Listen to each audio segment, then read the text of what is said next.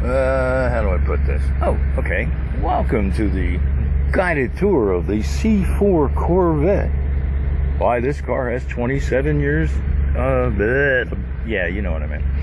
It's 27 years old. And as you can see, it's seen better days, especially since I started working on it. This is the inside. Check out that door panel, huh?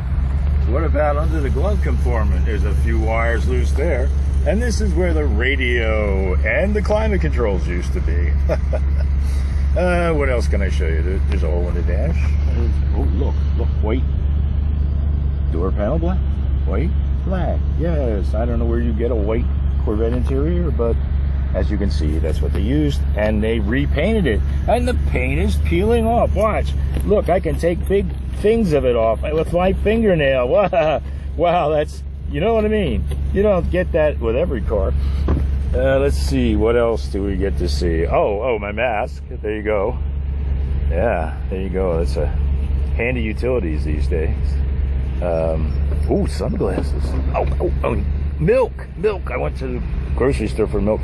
This is the back end, and the big shiny thing you see with the cracks in it and all, that's the roof, which is tucked in the back. They have a special holding thing for the roof. How's that? Check that out. There's like things on either side, and then it clips in place. There's storage. That has storage. As soon as I remember how to open it. There you go. Look at that. And there's things stored in there, like the half of a seatbelt. What's the other thing? Some bolts. There might even be a jack handle in there somewhere. I hope. Okay, now, the seats. How do you like those seats, man? Those are actually from a Mitsubishi. Yeah, because Corvette seats cost too much, and I bought these seats for like, I don't know, 60 bucks. Had to modify them though. That's another story. Okay, now we're gonna shut the car down. Oh, let's turn off the lights first. It's got fog lamps, man. Oh, there we go. It's all dead. See, there's digital dashboard. Ooh. All right, now we're gonna get out. Here's where the roof. Look, it even has sun visors. And let me just get out if I can. This is sort of not easy, especially since you're up there in years. Check out. They said I'm going to open the hood. You're going to see secrets you never saw before. And hopefully the hood opened. No. Let's try that again, okay? No, it still won't open. Well, I'm glad there's no real emergency. Hang in there while I put you down. You can look at the back of the car. How's that?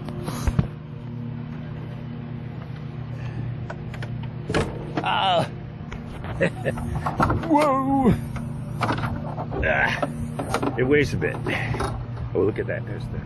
That's the catchy thing that keeps the hood on. That works automatically, by the way. What else? Okay. Here we go. I'm going to close the door. How's that? Look, that's the stalk that doesn't work. Yeah, I got to fix that. The wipers work, though. That's nice. Let's see. Windshield. All right, this is the guts.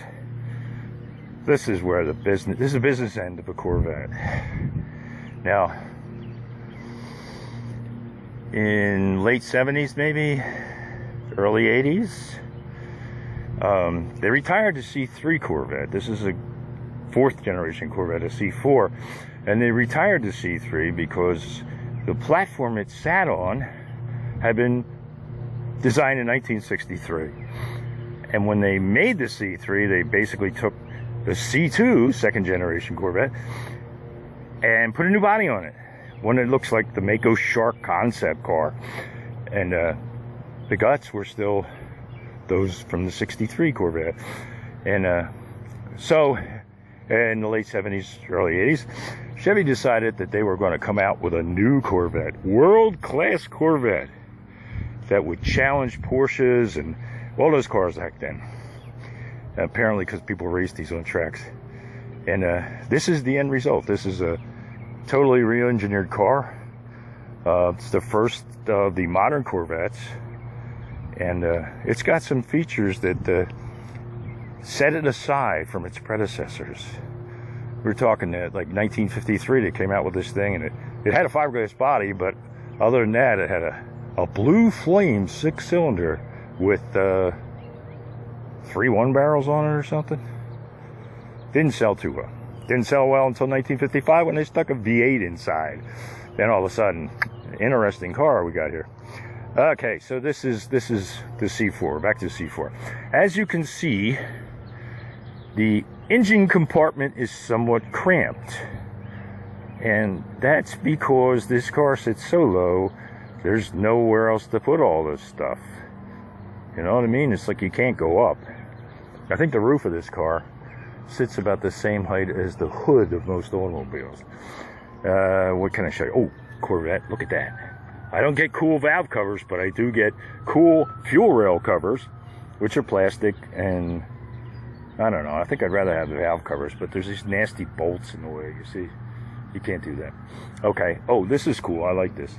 One of the things they did with this beast, it's got a totally new frame on it, which kind of runs up the center of the car. And if you look, you'll see this is a suspension somewhat similar to you'd see on a race car, probably a Formula One back in the day. And you can see it's quite different from a normal sedan.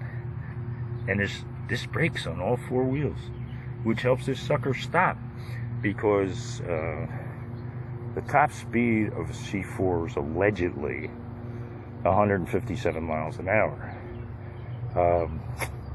300 horsepower, fuel injected. I think it's a tuned port fuel injection. V8. It rumbles like it's supposed to, all that kind of good stuff. As you can see, the entire front end of the car lifts up, which makes it easy to work on that. Well, that's not exactly true, because the car sits so low that you break your back leaning over this. Yeah, it's either you work on that, which is too high, or you work on this, which is too low. And you don't work on that just because you don't work on it. Let's see, what else can I show you? Oh, look, optional hood lights. So you can work on it in the dark. Of course, if you work on it too long, the battery drains. But hey, can't have everything. Flip over headlights. All right, the C4, C5 actually, every Corvette,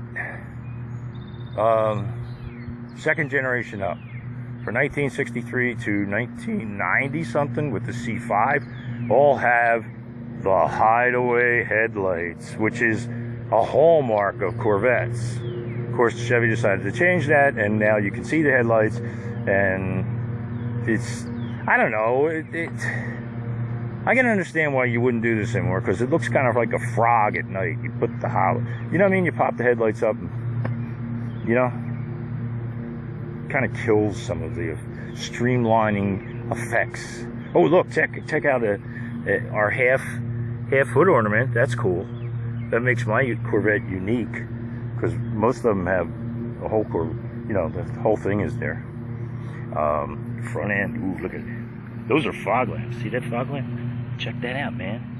Yeah, don't use it in the fog though. They're running lights is basically what they are. But they actually will light up the road ahead. Not so you could drive so much, I guess. You could if you wanted to. At least the car you hit would see you coming. Check out, they just stuck, I mean, they stuffed this engine in here. You know, literally. I mean, those are see that? Wow, that's tight, man. You try and get at those 2 spark plugs. That is you will rip your hands up. Seriously. Fuel injection, yeah, check that out. Fuel injection. Ooh. Aluminum intake. These are a composite. They're not metal. They're I don't want to say plastic. Well, plastic. A composite sounds so much better. Let's see. What else the wiring I had to redo, because somebody at some time decided they were just gonna, I don't know, screw with the wiring, and I had to redo a lot of it. So you can see, we'll see like this kind of fitting here. I know it's not perfect, but it's better than it was. Oh, and Corvettes have a snorkel kind of intake, as you can see, and check that out. That's the air cleaner. There's a big air filter under there. Ooh, I got to show you that too. That device, I think that's to wipe the headlight motor, but it's got the knob on top in case your motor doesn't work, and you can turn these, and after about 1,000 turns, the headlights will flip over. And that's a cool feature, I think. Let's see. Oh, the snorkel. Yeah, well, the snorkel's torn up on the throttle body end, and I'm buying a new one, but since my budget is like $50 a month, I'm kind of waiting on it. In the meantime, I've used old reliable duct tape. Hey, there you go. It's airproof, although I'm not sure it's completely airproof because I'm still getting a vacuum whistle from somewhere. We'll find out. Had to replace a bunch of stuff. Oh, see that down there? I don't know if you can see that. That's the idle air control valve. Yeah, that's a new one, but the one that was in there, I took it out with my hands. Yeah, apparently they didn't want to, you don't want to stress the part too much. Water pump. Where is that? Where are you, water pump? Snorkel. Water pump. Now this is cool, all right? This is a direct-driven water pump. There are no pulleys to drive this. This drives like right off the camshaft or some jazz like that. And it's kind of a cool idea, mostly because way under there, if it'll come out, can you see it? Okay. Let's see. These wires, right here, these wires, these are wires to the distributor. Yeah, and you see that sort of black thing down there? That's the distributor. Yeah, it's cool, isn't it? It's kind of shaped like a spider, and it's mounted under the water pump, so if you need to work, like change a cap and rotor, all you got to do is take the whole thing apart up here. Hoses, all kinds of stuff. Take the belts off, it's not fair. And then, I don't know if you can see this, but the spark plug wires all run in, they're all like horizontal, I guess is the way you want to say it, because all the connections are horizontal. So, and it's a bitch. Yeah, you can't get your hand in there, really. You can when the water pump and all is apart, but I mean, you're changing plug wires. You really don't want to do that, You'd like to change the plug wires while the engine's still together. And as you can see, check this out. You'll notice they're two different color wires. That's because the red wire set came with wires that were too short. So I had to use the yellow wire set, which I bought new as a universal kit kind of thing, and use the ends from the red wires to remake the yellow wires so they could fit. Does that make any sense? It's kind of a pain too, because the distributor ends of the wires, when this Corvette anyway, have special fittings, so you can't use the universal wire set. It's a special end that you have to have on there. So that's what I did with the yellow wires. I made them work. There's all red wires on the other side. Let me show you. Oh, what? Ooh, look, more suspension. Wheels. These are actually from I forget what year. Early, 84 maybe. This is the 93. And yeah, the original wheels were kind of, I can't. They were 20-inch wheels, all right, which makes a Corvette look kind of like a Conestoga wagon, kind of lip sip off the ground. And we all know that sports cars are supposed to sit low, which this one wasn't quite doing. Had the same ground clearance as my truck, I think. More stuff. Let's see. Ooh, look at that. I have no idea. Some kind of air reservoir, which is probably where my vacuum leak is. All kinds of wires. The horns are disconnected because this stereo isn't in. And on these cars, part of the security system is if you take the radio out, the horns will beep. So as long as the radio is out, my horns will beep, and all the neighbors will get it, kind of annoyed at me, and people look at me funny, so I disconnected the ones. Let's see, we'll go over here. This is crowded, okay? Now you gotta run those wires. I replaced these wires because they were melded. They had been leaning against the manifold, and you know, the gray insulation kind of melted off. So I replaced the wires. These are the red wires.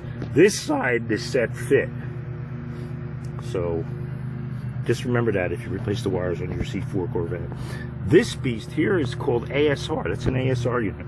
And what that does is if you jump on the pedal, this little bugger will keep the back end from flying away and spinning you into a ditch. Yeah, that's pretty cool. And it is cool actually, because it pushes back on the gas pedal, and it does all kinds of weird things to keep the rear end from sliding. Because even though the car has limited slip differential, it still wants to break loose. So this little device helps out. You notice the very advanced and professional vacuum hose, which I forget where I got that, but the original vacuum hose was, you know, the plastic ones. Let me see if I can find one. The plastic ones that break easy. Here's another. You know, here's the ones that's supposed to be in there, yeah, after a while they just get brittle and snap. Let's see. I don't know if you can see it, but see how the wires run under all these cool little accessories? Yeah, that was tough. But it's cool though, because if you look here, you'll see, check it out, there's an access hatch.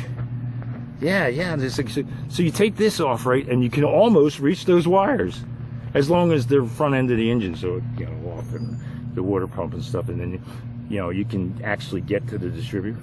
Otherwise, you not only have to snake the wires on